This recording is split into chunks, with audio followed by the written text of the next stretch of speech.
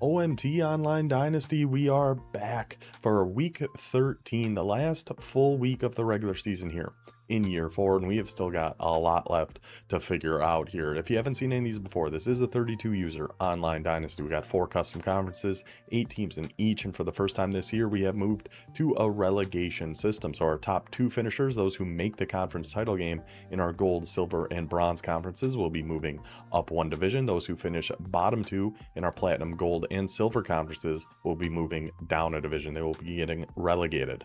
So today, how we are going to do this, we are going to kind of just go conference by conference, lay out everything that's on the line, then go through 5 to 6 minutes of the games that actually had some importance in terms of who is going to be playing where next season. So at the top of our list, our Platinum Conference is going to be the Mountain West. I'm just going to throw a little image on the screen here because if I show the actual conference standings, it would spoil everything that happens. So here is how our current Mountain West looks. Technically, we could have had some shifting up at the top there between Louisiana and Toledo, but shortly after Advanced Toledo played Buffalo, Toledo won that game. That was the only real shot I think either Tulsa or ODU had at making that conference title game. So with Toledo winning that, locks up them against Louisiana in the conference championship, and Texas State and Buffalo will be getting relegated down to the Conference USA.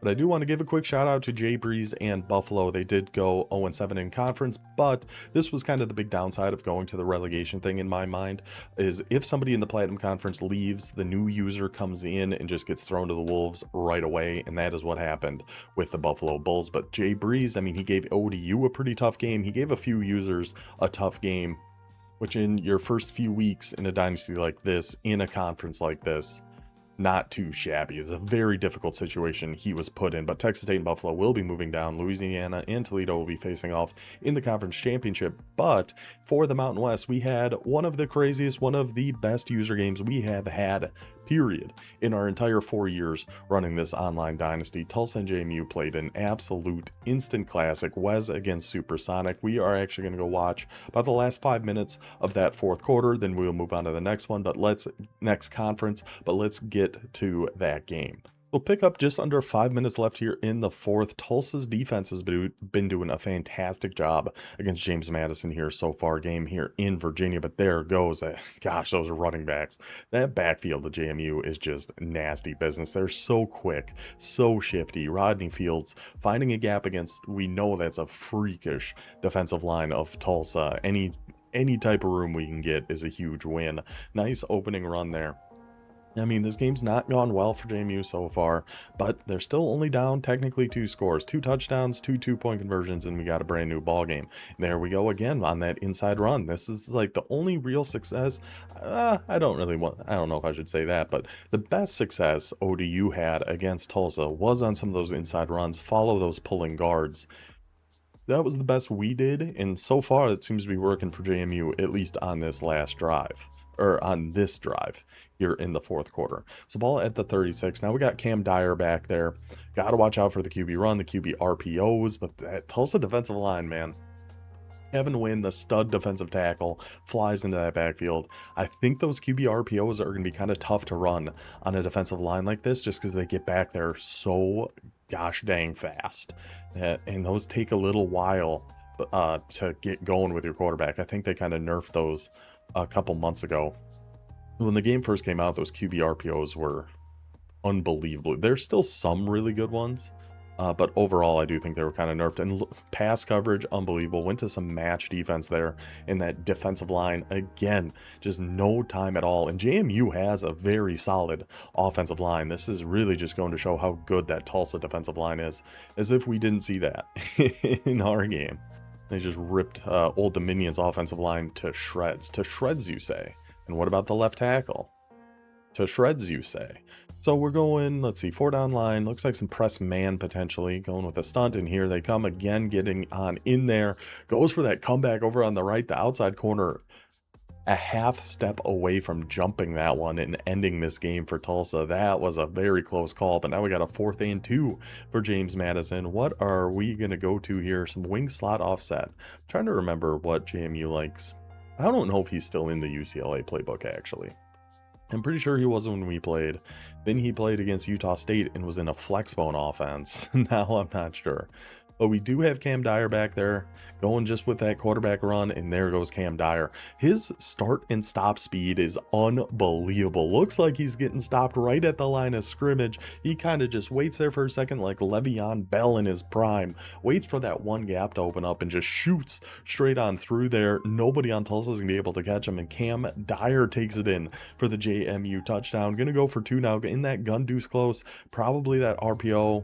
What's it called? Read Y flat, read wheel, something like that. A dang near unstoppable play, especially down here at the 2-yard line. So we'll see if that's what this is actually going to be.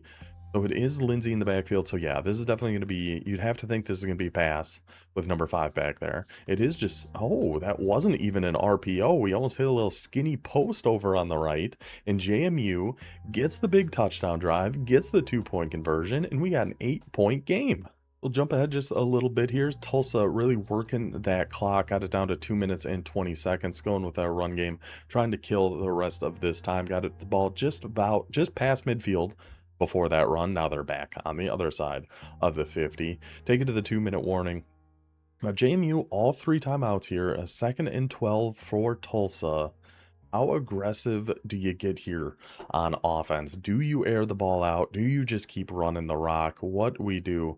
We do want JMU to burn some timeouts if possible, but on 2nd and 12, that's kind of tough because really we're obviously looking for a first down. First down, not on this play. If we can get like 8 yards here and then a first down, that'd be perfect. That'd be perfect. Make JMU burn a timeout, then pick up the first. Potentially have that whip. No, really good coverage there. I mean, that's just JMU in a nutshell, though. They just always have really good coverage. It's hard to get good chunk yardage plays against this Dukes defense. It's now a 3rd and 10. JMU electing not to use the timeout. They're going to try to save them for offense here. Now what do you do? I mean, I feel like you got to pass it and try to pick it up. Trip, are we in Hawaii? They're the only ones with trip slot close, aren't they? Tulsa really, or no, they're in San Jose State, I think. So that's what they were in our game, and I'm pretty sure they have it too.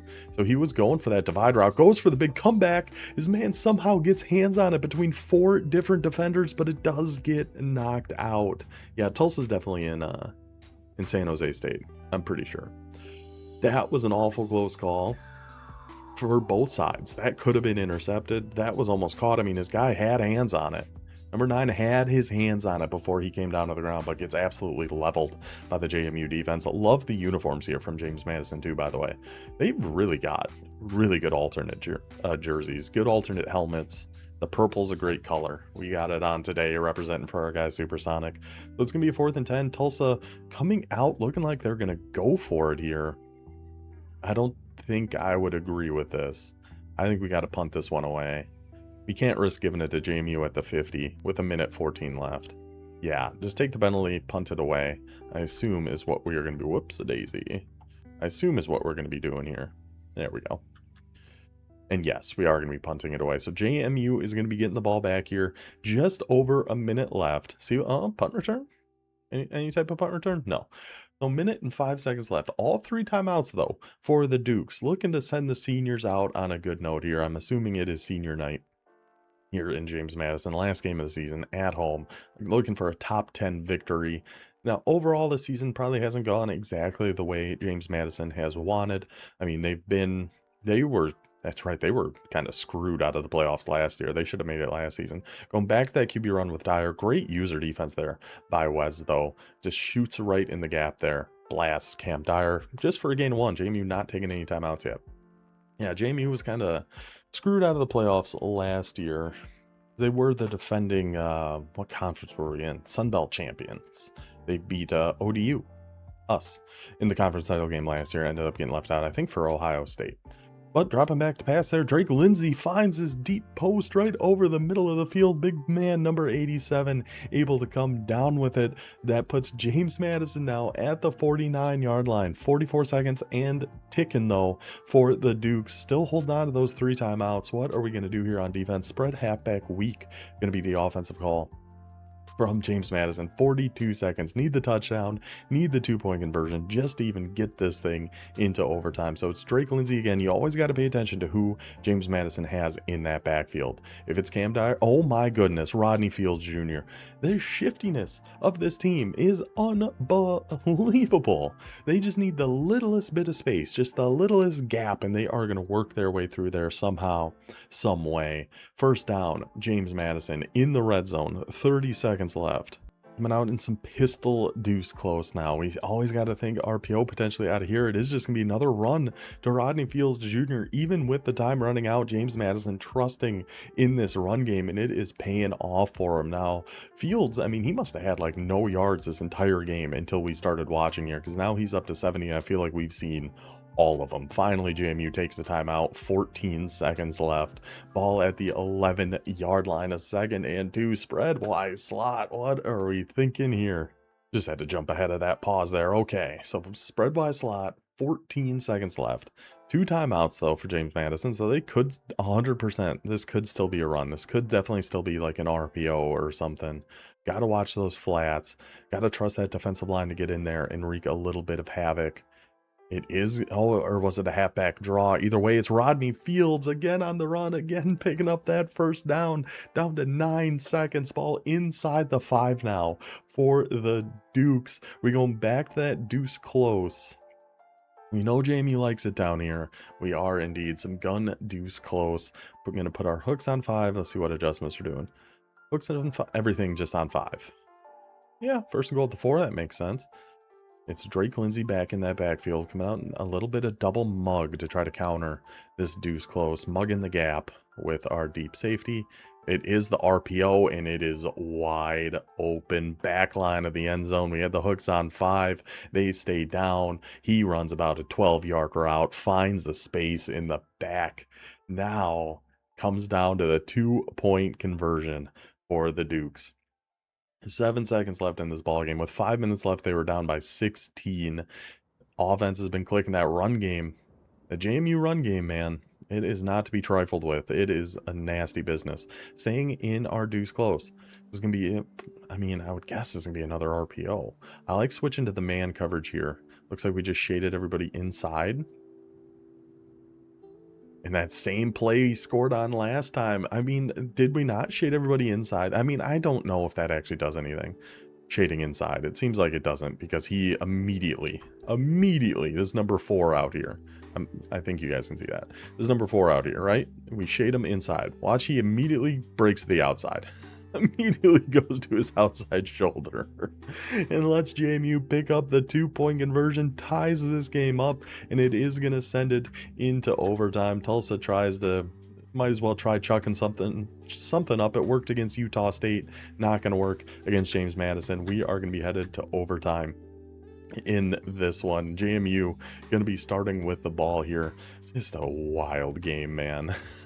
The Dukes going to start off our first overtime ball at the 25-yard line, of course, as is the standard in college football overtime. Deuce close, back to that RPO. We might have been lucky that Lindsey got hit on that. I think Tulsa's user might have been right. Oh, he was getting blocked, though, by number 70, but he looked to be right in that passing lane. Back to that deuce close RPO. So no, incompletion though. 2nd and 10 for James Madison. I mean, if Tulsa wins this game, they have an outside shot at the playoff. With being number 10, probably not. I think you probably have to get like top 8 or something, but they could move up after a win here. But they got to get the win here. So pistol bunch. I know when we win against James Madison, this was always a run. Every time he was in pistol bunch. And it is again. And Rodney Fields Jr. just needs that little space, bounces it all the way outside to the right, takes it all the way in for the JMU touchdown, from down by 16 to now going to be up by 7 in our first overtime. What a comeback here from the Dukes. Now, can the defense stand tall against this Golden Hurricane offense? Can JMU end the season on a high note, get to 8-4 with a huge Mountain West victory here? The little spread set from the Tulsa offense, deep cross around a little like corner strike. Yeah, I think this play is just corner strike. Again, that man coverage with the 10-yard flats, and oh, that was a close one. That was a close call, but ball's incomplete. Yeah, when we went against JMU, it was a lot of man coverage with like 10-yard flats kind of adjusted and put out there. So it seems to be what we're seeing from the defense here again. Let's see if Tulsa is going to be able to figure something out to punch this ball in. Going a little inside cross, come back over on X. Yeah, you got to stem that up, because if he has the 10-yard flat there, that kind of bags up a standard comeback. So stem that up. He does have the flat out there. We could still go to that comeback, but we try to go to the drag, and the quarterback kind of sells him on that one, throws it right into his halfback's feet. Now we got a 3rd and 10, a do or die drive here for the Golden Hurricane to try to keep this game alive. What are we going to go to? Spread wide slot. Yeah, that was like a trick shot. Went right through his legs. So now we got a different quarterback in there. This Walker White taking over at the quarterback position. Going with an all-go and a halfback flat. I don't know. Just because against man coverage, I don't think we're really going to get much on this. Unless the plan all along was just to run with Walker White. If that was the plan all along, genius move. Send everybody downfield in the man coverage. They all have to follow those streaks and clear out way downfield. Opens up the room for Walker White to run that one right up the gut. Then we go with an RPO and give it to our guy number 33. Punches in the Tulsa touchdown. This sucker is heading to double overtime. Tulsa will be getting the ball first here. Now, of course, in double overtime, when you score a touchdown, you do have to go for a 2-point conversion. Let's see what Tulsa's going to try to do here. So we got our other quarterback back in now. I think Walker White is the better runner. I mean, I would assume so. I'd assume that's why we brought him in, to run that all go. The more I think about it, the more I think that was a designed quarterback run that they did on that all go. So I would guess we're looking at Y over on this left flat now. But no, we got the flat out there. We got A right over the middle, though. Beautiful. Fine. Find your sure hands. Big man number 19 brings that one in. 1st and goal at the 3. Keep the pressure on. Keep the hurry up. Make James Madison burn that time out. 1st and goal at the 3. Looks like we are just going to trust this Tulsa run game to try to punch one in here. Much like we did in first overtime, and easy. As easy as pie, he runs that one in. Now for the 2-point conversion. Big play here from the Golden Hurricane. Put maximum amount of pressure on this JMU offense. Going through our favorites, find what we want to do here. Let's see what the play call ended up being. Could be that RPO. I don't hate the speed out RPO against man. Speed outs typically do pretty good, but the run game's been working nice for Tulsa here too, so I wouldn't hate just to see a run. Oh, going a little spacing. Okay, so I'm thinking we got to be looking B or potentially X. The man coverage, it's going to be tough to get any of those hooks. We're not going to have B. But we have wide open. What? Wide open right off his noggin? JMU went to zone, had like 4 guys standing in the middle of the field, left A all by his own, and the pass just bounces off his head. Oh my goodness. Devastating. Nothing else to say. Just absolutely devastating turn of events there for Tulsa. It was a good read, guys, wide open. He was just in the middle of turning around and it hit him right in the helmet. My goodness. So JMU now has a bit of an opportunity. They got to get in the end zone first here. Coming out in that deuce close, probably going, oh, it wasn't actually the RPO. It looked like a little mesh there. Take it to old Kordovich. Does Brian have to get out of this car? In Kordovich picks up a 1st down for JMU. I like mixing in those different, because deuce close, I'm always thinking RPO. So something like mesh, that would definitely catch me off guard there. 1st and 10 for the Dukes. Ball at the 14-yard line. A touchdown and a 2-point conversion away for making an unbelievable comeback here. Doubles Y off. Is this like the power read? I know there is a power read he likes to do out of one of these types of formations, and it is Cam Dyer in the backfield, number 12, the running quarterback in the backfield. I like take that deep safety. You got to come fly down. And then it is, but Cam Dyer gets brought down, only gain of 3. And Cam Dyer's just getting, oh, it's not a power read, it's a fake jet pass power. Whatever it is. It's Cam Dyer on the run. And if we're bringing Cam Dyer down for a gain of 3, we are doing something just fine. So 2nd and 7, why trips weak? Gosh, I'm trying to go through my memory banks of the different plays James Madison likes to call. Again, keep an eye on the quarterback, Drake Lindsay. It could be a run, but it's not going to be a quarterback run. It is going to be a deep curl that he finds his man in for the touchdown. Beautiful play, beautiful find there by Lindsay. And now a 2-point conversion to decide it all. 36-36. James Madison was down by 16. 5 minutes to go. And they are 3 yards. They're a couple yards away from finishing off this unbelievable comeback and ending season 4 on a high note. We're going back to deuce close. Are we going back to that same play? We're going to look for kind of a skinny, is it like a skinny post or something? Is it just a streak? I don't know. Either way, he is open on the back line of the end zone again. The corners just can't help themselves. They always go to that outside shoulder on that play, it seems. And we're able to fit one in on the inside. James Madison pulls off an unbelievable comeback win in double overtime, gets the 2-point conversion, 38-36. Between the 4th quarter and overtime, JMU scored 31 of their 38 points to come away with an unbelievable victory in that game. That's one of the better user games we have ever had. Just fantastic stuff. So that is going to wrap up our Mountain West Conference. I guess, yeah, we can look at the conference standings here as we finish each conference. So let's take a look at how the Mountain West wrapped up. So Toledo and Louisiana both got wins in the final week. They will be facing off in the conference title game, both finishing the season 11-1. Toledo's 1 loss. I got to remind you every single time, to Old Dominion. Louisiana's 1 loss to Toledo, so we'll see if they will be able to get revenge in the conference title game. Tulsa finishes the season 9-3, 4-3 in conference. ODU 7-5, 4-3 in conference. Honestly, I'm pretty happy with that, considering this gauntlet of teams that we got to run through. If we can have a winning conference record, that is a good season for us. Utah State obviously beat ODU in the video that just came out the other day. 9-3 overall, 4-3 in conference. JMU 8-4 overall, 3-4, and then Texas State and Buffalo will be moving down to Conference USA. Speaking of Conference USA, let's take a look at how that one is shaping up here in week 13. So at the top and locked in to the championship and that promotion up to the Mountain West is going to be the Oregon State Beavers. Uncle Drew done a fantastic job out there in Corvallis. They are essentially on a bye here in week 13, but who is going to be joining them is still up for grabs. We got North Texas, Rice, and Marshall at 4-2.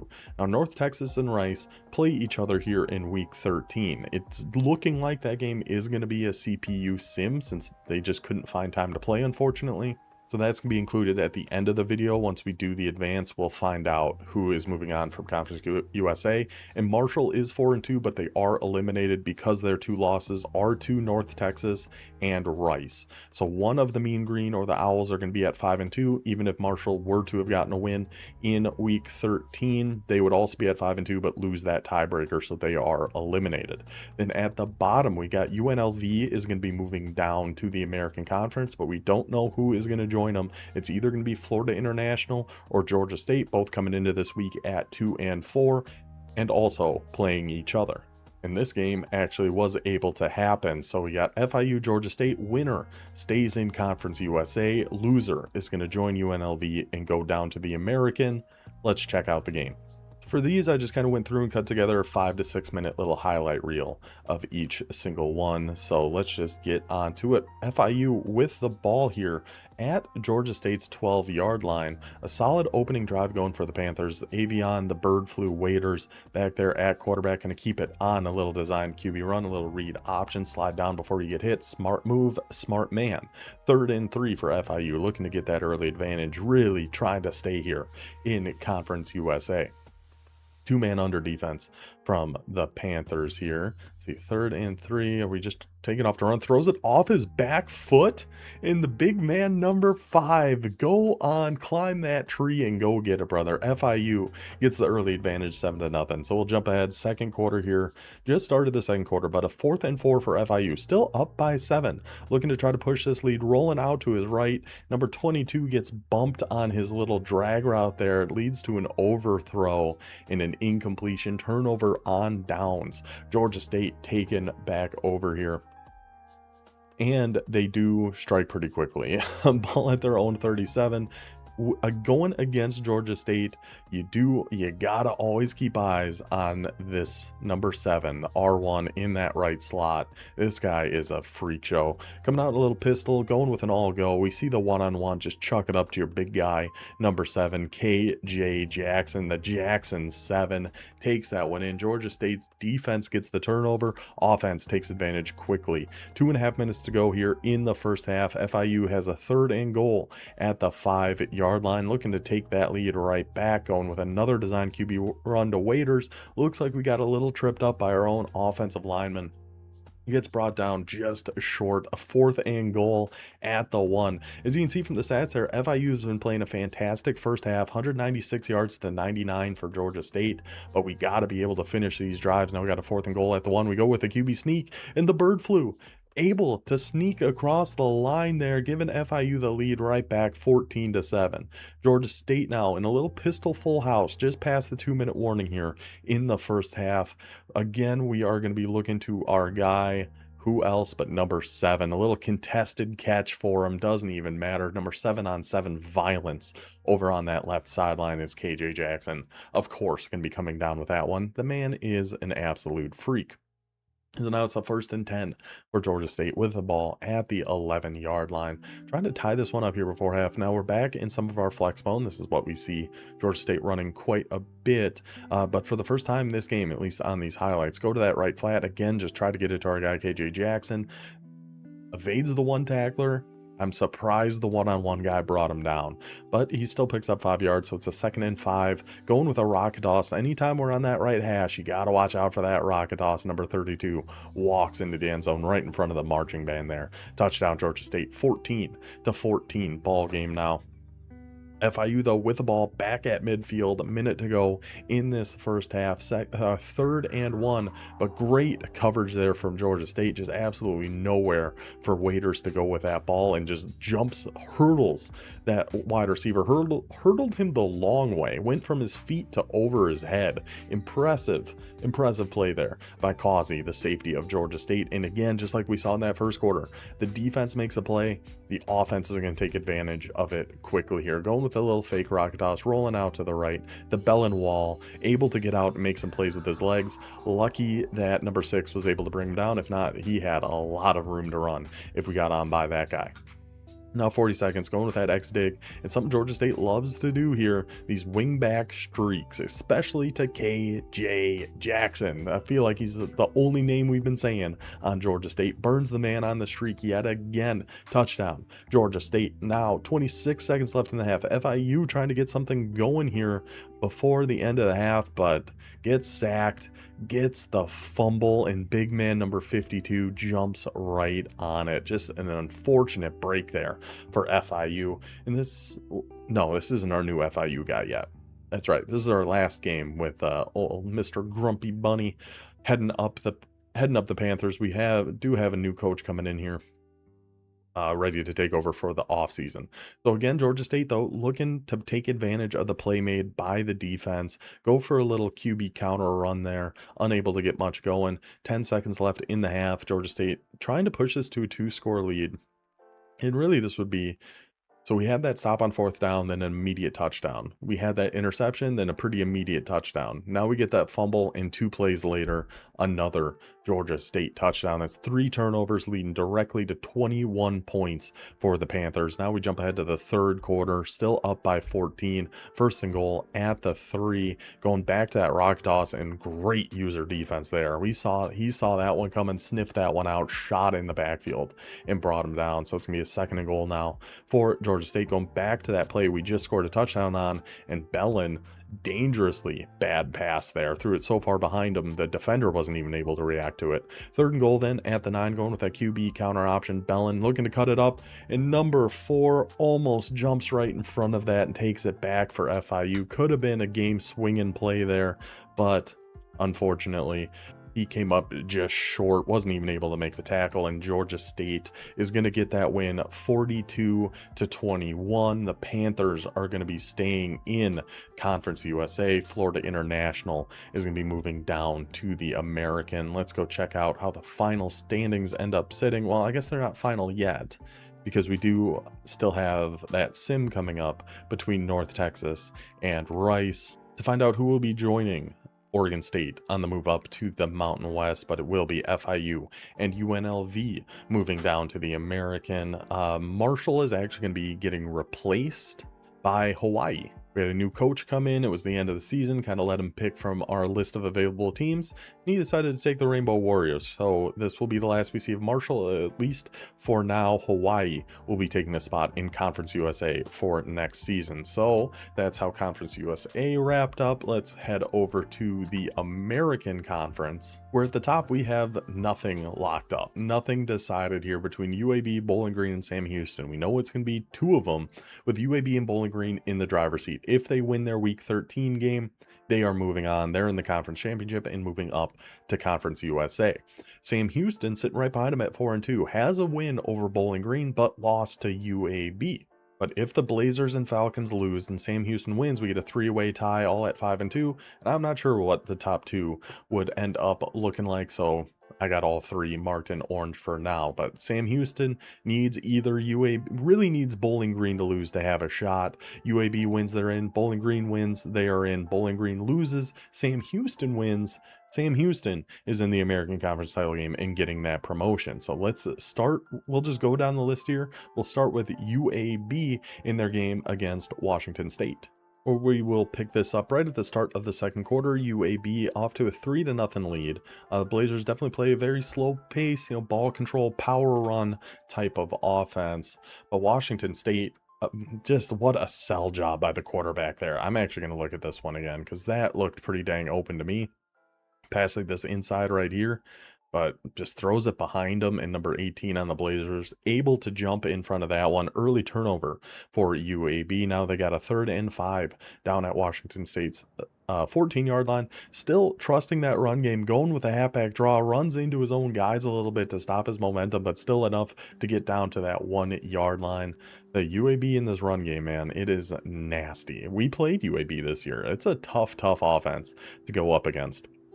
Going with a power run out to the right. Beautiful block shed, though, by our big guy, number 98. Wasn't able to bring him down, but at least slowed him down enough for the help to get in there and bring him down short. So it's going to be a 2nd and goal at the 2 now for UAB. Going back to that single back, 3 tight end over to the right. Sneaking a little pass play out of here, though, and nobody out there because you got to be so concerned about the run. It's hard to have enough guys in coverage. Touchdown Blazers up by 10. Washington State, though, looking to bring this back to a 1-score game before half. We got a minute left here in the second. Nice little 7-yard completion there to bring the ball to the 10-yard line for the Cougars. Staying in this almost like a tight doubles, might be tight doubles actually, formation. Going to that left flat, only able to get 2 yards.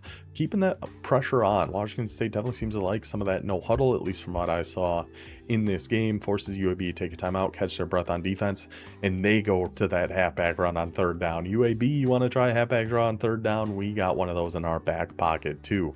Takes it also down to the 1-yard line, just like UAB did. So we got a 1st and goal at the 1. Washington State staying in some of that spread out offense, maybe trying to open a gap for a run here, and we do indeed. And number 1 finds his way in for the touchdown. Washington State making it a 3-point, or could have made it a 3-point game, deciding to go for 2 here. Looking to play spoiler in this American Conference. 43 seconds left in the half.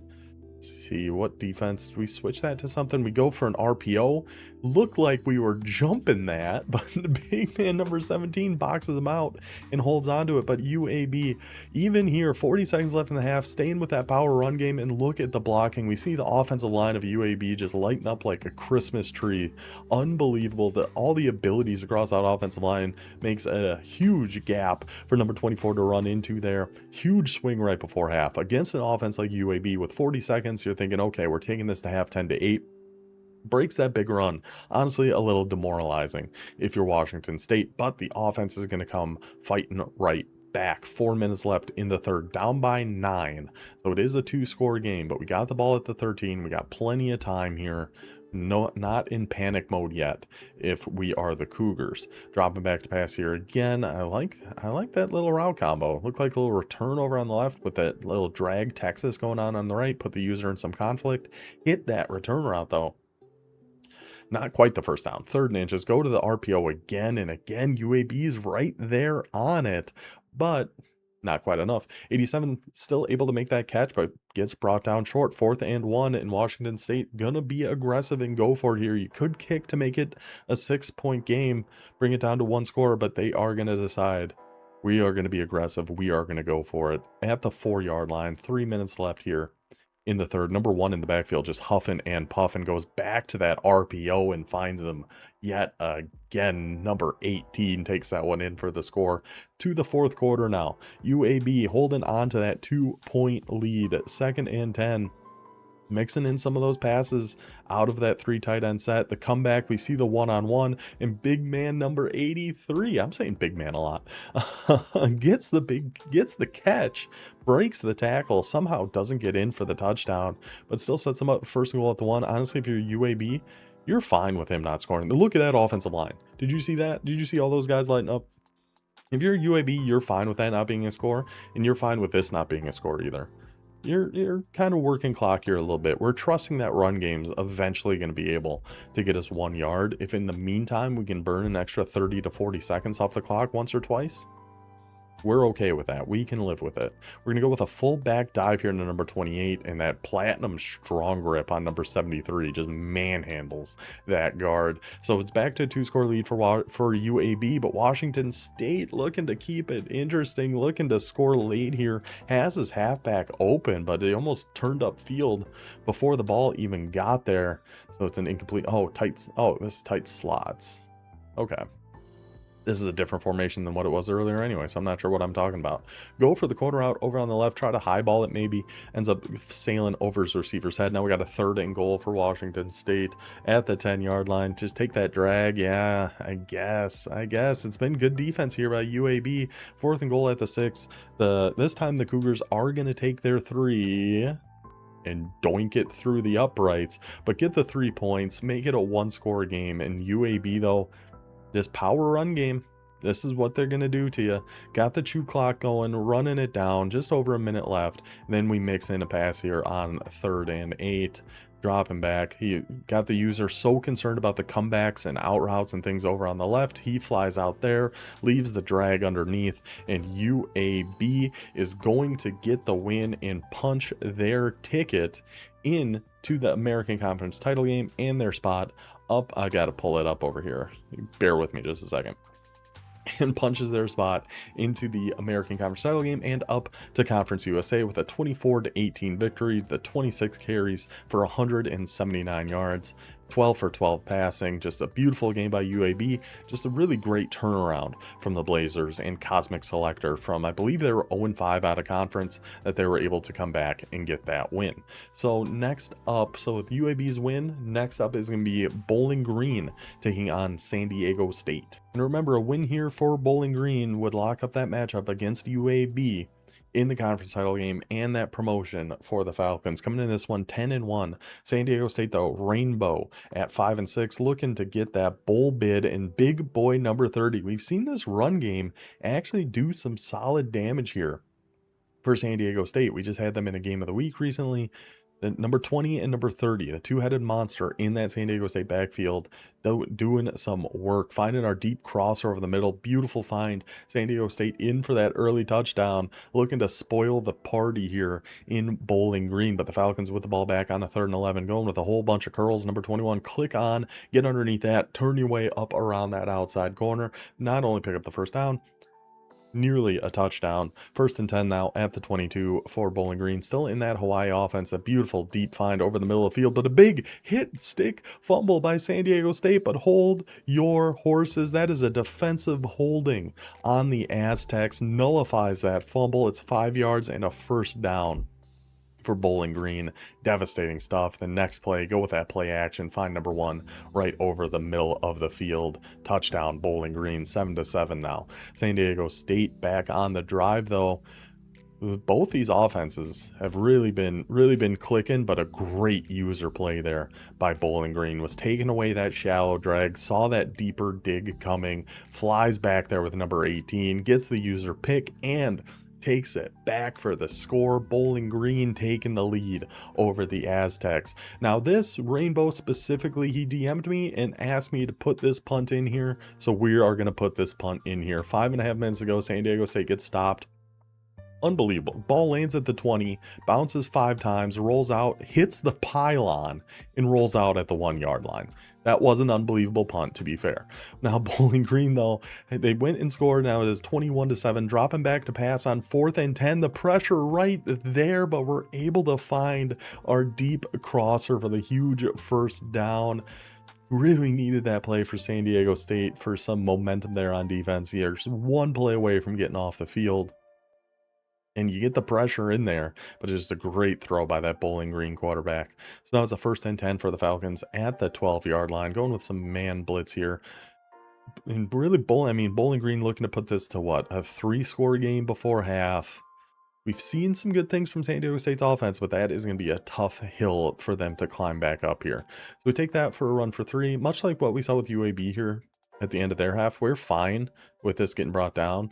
Oh, a little bit of a skip there. I forgot about that. We were fine with that kind of running clock, but anyway, we jump ahead a little bit. San Diego State did get on the board, did score, so it's 28-14. 2 minutes left in the 3rd. Bowling Green misses the field goal that would have made it a 3-score game. 2 minutes left. San Diego State drops back to pass, finds that little out route to his right, the winter soldier, makes a couple men miss and runs all the way in for the San Diego State touchdown from 28-7. It is now 28-21. Spoiler alert, potentially lurking. Bowling Green went and scored again, though. It is 35-21 now.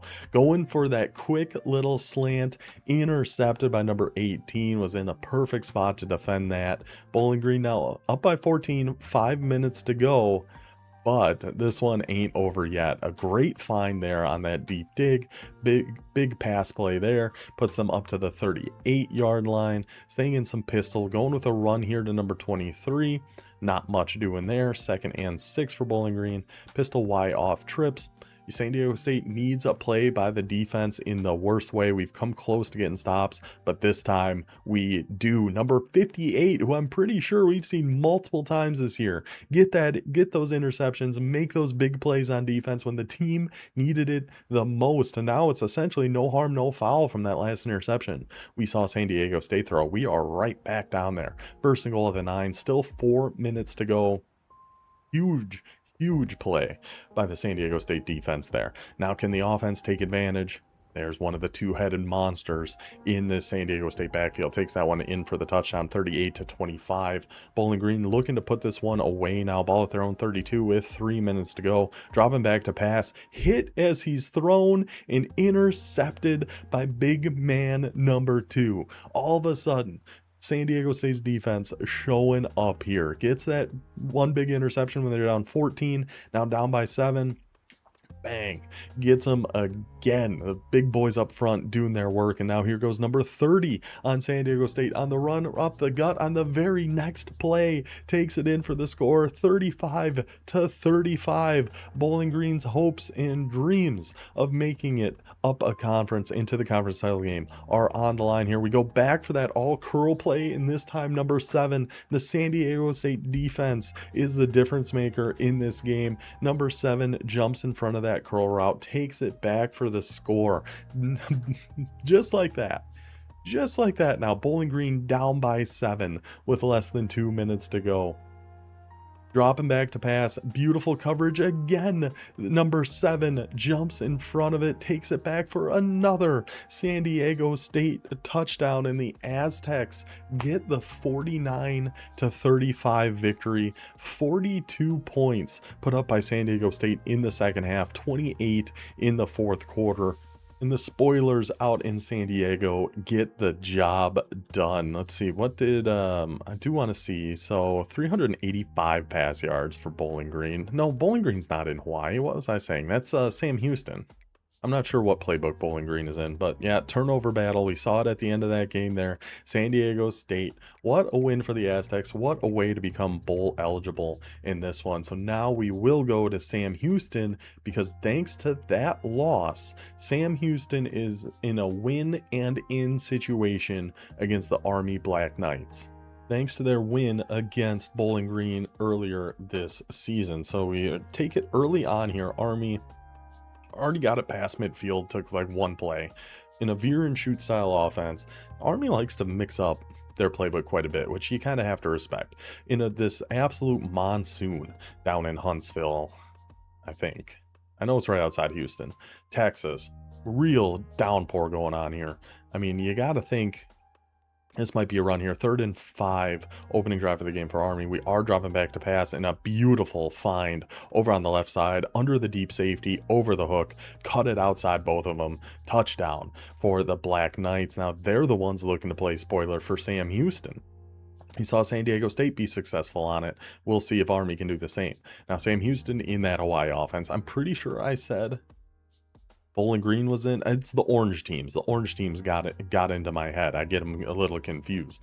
Sam Houston is going to be definitely in that run and shoot Hawaii offense.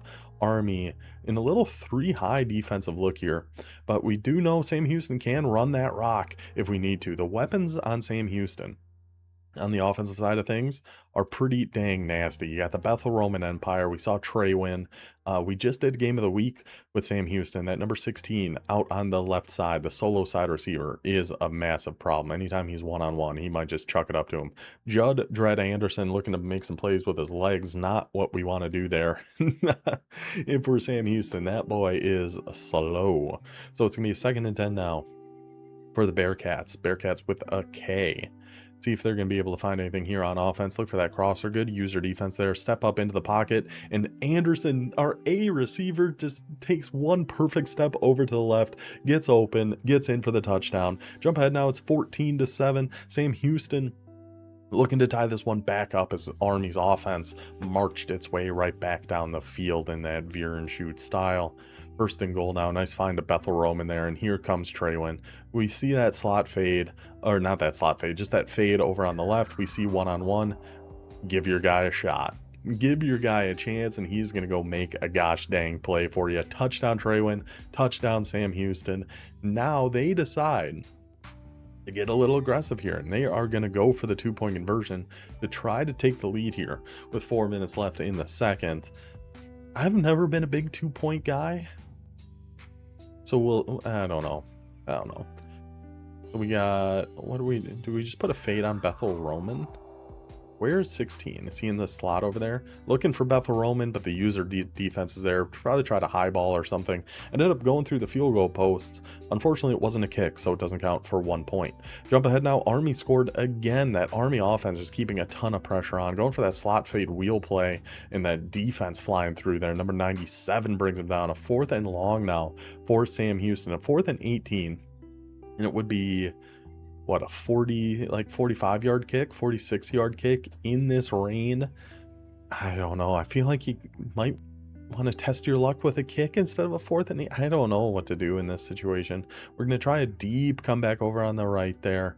Is that Trey Win over there? It is. So, yeah, if we get a one-on-one on the right, that's where this ball is going. We do have a zone dropping back there, though. Really good defense. Really nowhere for Sam Houston to go on that. We have to just dump one down, and hopefully we can make a play after the catch. But Army all over them.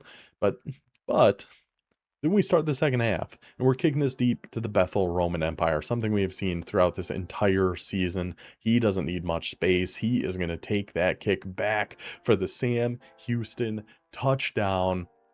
Just like that, man. Having playmakers like that, him and the Utah State guy, Paler, is just such a difference maker to have back there on the kicks. Now, again, though, we are going to see Sam Houston going for 2, this time trying to tie it up after our unsuccessful 2-point conversion last time. So let's see what we're going to go with here. Looks like we're trusting Trey Win over on the left again. We have that same slot. We have that same fade. We have that same one-on-one. That time Anderson just puts a little bit too much mustard on that one. So now we go to Army having the ball here. Now up by 2.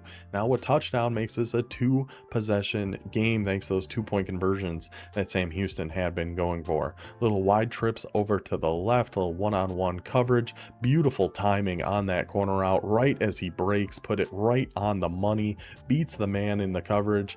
Kawerna Bush takes that in for the touchdown. Army with a 2-score lead, now up by 9. Sam Houston looking to stay alive here, though. They know what's on the line because the timeline of all this, it went essentially how we went through the games. I believe UAB played first.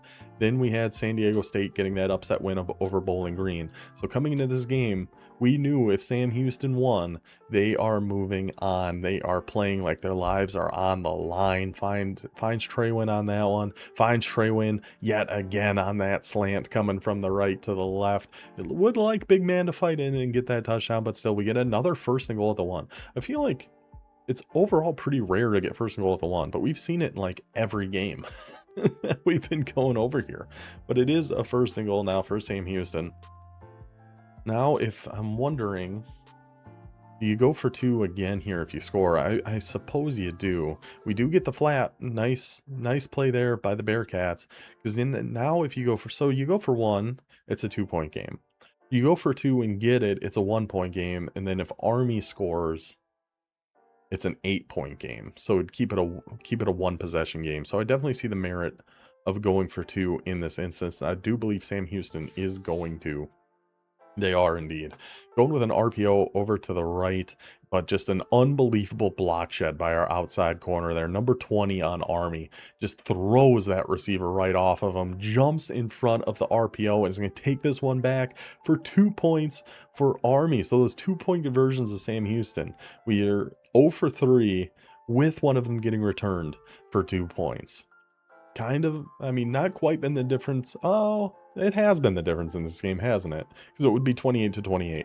But either way, then Army back on offense, finds the slant to the left side or to the right side, and number 86 is going to outrun that Sam Houston defense, and that is going to do it. Army pulls off the 51-31 victory over the Bearcats and keeps Sam Houston out of the promotion and out of the conference title game. So if you go look at our conference standings now for the American, man, tough break there for Sam Houston. Our conference standings for the American, we gotta have Bowling Green at 5-2, UAB at 6-1, who they did start off 0-5 and before going 6-1 in the conference. Incredible turnaround there. Sam Houston 4-3, Army 4-3, San Diego State 4-3, USF finishes up 8-4 overall, 3-4 in conference. Washington State and Appalachian State moving down to the Sun Belt, which is gonna be the last conference that we have to talk about here. We're sitting alone at the top is the Colorado State Rams, coming into this week at 6-0, locked their way in to a conference championship spot. Now, who's going to join them? Who's going to join them in the championship and in that promotion up to the American Conference? We have potential for drama here. Temple is done. They are locked in at 5-2. We got East Carolina sitting at 5-1, UTSA sitting at 4-2. And UTSA plays East Carolina here in week 13. If the Roadrunners can get that win, we get a 3-way tie between the Pirates, the Owls, and UTSA. and we'd all find out together at advance on who would be taking that spot. So let's take it to our game between East Carolina and UTSA, see if the Pirates can lock up their spot. We'll pick this one up 2 minutes into the first quarter. East Carolina with a 3rd and 14 here. Game being played in the Alamo Dome. Dropping back for that comeback, and the zone was just a little too shallow. Close call there. Love to see your guys stick a hand up and potentially swat that one away. But it is going to be a first down for the Pirates, starting the game off with a huge 3rd and 12. 1st and goal now at the 10. Going with that QB run, and look at the speed burst on that quarterback. Is East Carolina, this is a newer user too.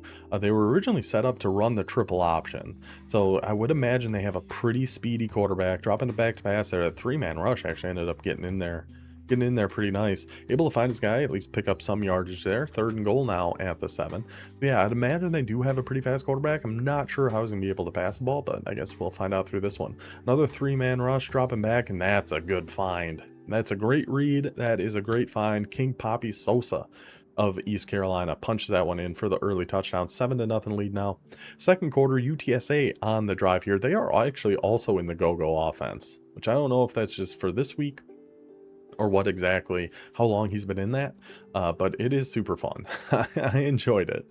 We'll see if we're going to keep running it next year. I think it really depends on the transfer portal for us. We need some help here. Going with a mesh little spot route, and number 57 on East Carolina was right there to knock that one away.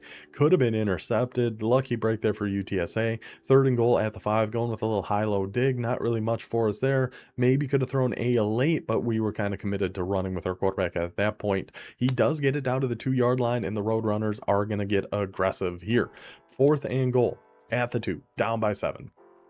Let's see how this one goes. Going a little mesh underneath there. Texas route on our halfback. Let's see how this... It's Luke Moga in at quarterback for the Roadrunners. I believe he starts at Oregon, I want to say. Now a 3-man rush coming from the Pirates, dropping back. Potentially have our Texas route. Look over to the left, and that one also gets swatted away. ECU's defense comes up with a huge stop.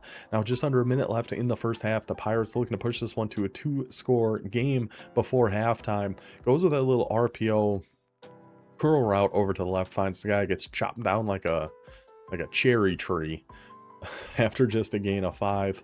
Looking underneath, and again, just making... I really like that play, because it really made the user of UTSA kind of pick there. You got to either stay on the halfback or follow the drag. He ended up kind of getting stuck in the middle, and we throw to the drag. Now we go to the RPO out to the right. Big man, number 8. Big man again. I gotta stop calling it. I call everybody big man. But number 81 catches that RPO, takes 5 yards. Well, only one timeout left here. Letting the time tick down a little bit. 10 seconds left in the first half. A 2nd and 5. Going with a little angle screen out to the right, and it sets up beautifully. Number 39 on ECU takes that one in for the touchdown. A 14-0 lead for the Pirates. Now looking to push that to a 3-score lead. We're going back to a screen to the left. Look to set up pretty good again, but UTSA's defender is able to get off that block and bring them down. 4th and 13. Make them settle for a field goal, which is still huge for East Carolina to make it a 3-score game here. The kick is up. The kick is good, but now the Roadrunners offense comes to life here a little bit. Not on the kick return. That only goes to the 15-yard line. But then first play in that go-go set, there's number 22, a little silver shifty, getting out into open space and outrunning the entire East Carolina defense. A little bit of life here for UTSA. I'm not sure how they would do in a 3-way tiebreaker, but they want to find out. But this East Carolina offense keeping the pressure on. A 1st and 10 now inside of UTSA's red zone in the 4th quarter. Touchdown here, you got to think would be game over and make it a 3-score game in the 4th. But we've seen some crazy comebacks. We've seen some crazy things kind of across the league here in week 13. So I'm not writing anything off just yet. 2nd and 8, 5 minutes to go. See? Can't write anything off just yet. We're a half step behind on that potentially being a Roadrunners interception. Unfortunately, it does end up being caught by East Carolina, and then they pick up the 3rd down on another RPO out to the left flat that time. So it's gonna be a 1st and goal for East Carolina. Goes back to that RPO. Number 10 is gonna punch that one in for the touchdown, and that is gonna end up doing it. East Carolina gets the win over UTSA. They earn the promotion. They will be playing in the conference championship. They end up winning this one 27-14. Shout out to King Papi Sosa for that win, and for Nabuda at UTSA. He's actually had a pretty good turnaround with the Roadrunners. That was another team that kind of started off pretty slow. So for the Sun Belt, let's take a look at our conference standings there. And then, yeah, that'll pretty much do it here for our season finale. Yeah, Colorado State did pick up the win. They finished 7-0 in conference with that win. East Carolina finishes 9-3 overall, 6-1 in conference. And yes, they have a negative point differential because our old ECU coach challenged Tulsa to a 15-minute quarter game to start off our season in week 0 and lost that one by 105. So that's a pretty tough hole for East Carolina to climb back out of. But throughout the regular season, very solid year for East Carolina. Certainly deserved their spot in the Sun Belt.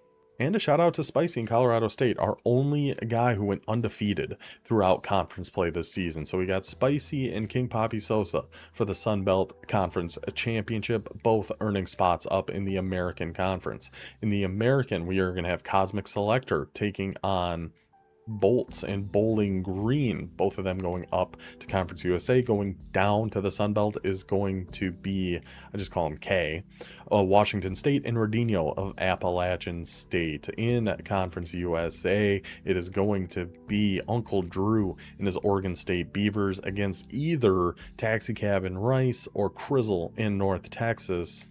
We'll find out at the end of this video. We got a few hours until advance. I'm still hoping there's some way they can get that game in, but it's not looking too likely. It'll be up to the CPU of who's going to make it. It's probably going to be Rice, considering they're 87 overall and North Texas is 76.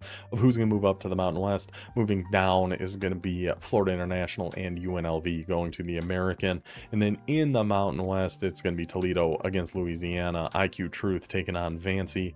Moving down to Conference USA, Crayon Eater and Texas State, and Jay Breeze and Buffalo. So that is how everything stands here at the end of season 4. We will be back with some conference championship game of the week style video. Might just be one, might be a couple, depends on how good the games are, I suppose. And then we should have some user playoff games again, I'm hoping, and some user bowl games and things like that. As of right now, we've got 1, 2, 3, 4 users in the playoffs. It'll probably end up being between 3 and 4 if I had to guess. We will see how that all shakes out. So I will see you guys in just a second for our advance and find out who is joining Oregon State in that Conference USA title game. Well, it's time for us to advance to week 14, get into Army-Navy week, and find out who between North Texas and Rice is taking over that Conference USA championship spot and getting the promotion to the Mountain West. And then we will go over kind of how all the conferences are going to look heading into year number 5. Let's hit the advance. Best of luck to Crizzle. Best of luck to Taxi Cab. May the EA gods be ever in your favor. And here we go. Hit the advance and we'll check our conference standings and see what ended up happening there. All right, we're in the top 3 of a couple extra recruits here. That's nice. So we finished the season 7-5, 4-3. We obviously knew that. Let's go to conference standings. See what is shaking.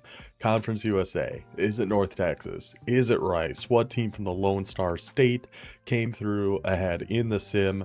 It was the Rice Owls getting the win. Congratulations, Taxi Cab. Let's see what ended up happening in this one. 29-24. It looked like it was a pretty dang good game. Pretty even in terms of offense. Rice gets the advantage running the ball. Let's see, turnovers were all the same, but Rice gets the 5-point win and will be headed up to the Mountain West. So as a whole, our conferences heading into year 5 are going to look like this, and I'll do my best to try to explain it here. I got it all pulled up over here. So the Mountain West, our top 6 teams are gonna all be the same. Texas State and Buffalo will be gone. Coming up will be Oregon State and Rice. To Conference USA, we are gonna be losing Oregon State and Rice, obviously. FIU and UNLV will be going down, so we're keeping Georgia State. Marshall is gonna be replaced by Hawaii, the new coach we brought in. decided to take over the Rainbow Warriors, so they will be taking Marshall's spot in Conference USA. North Texas and Navy will all be staying in Conference USA. Joining them will be Buffalo and Texas State, coming down from the Mountain West. Coming up from the American will be Bowling Green and UAB, so that is going to be our Conference USA.